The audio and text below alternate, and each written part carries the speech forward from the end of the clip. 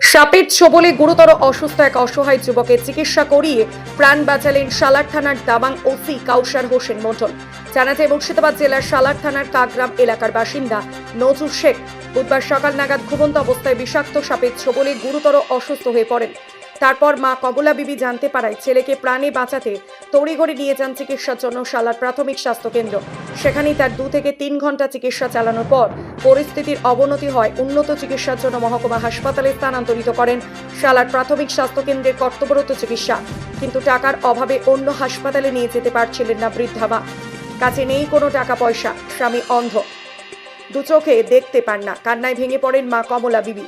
তারপর সালার থানার ওসি কাউসার হোসেন মন্ডল সাহেব বিষয়টি জানতে পারায় তড়িঘড়ি তার টিম নিয়ে সালার হাসপাতালে পৌঁছে সাপের ছোবলে গুরুতর অসুস্থ অসহায় যুবককে অ্যাম্বুলেন্স ভাড়া করে মহকুমা হাসপাতালে পাঠানোর ব্যবস্থা করেন এবং তার চিকিৎসা সম্পন্ন খরচা বহন করে সালার থানার পুলিশ।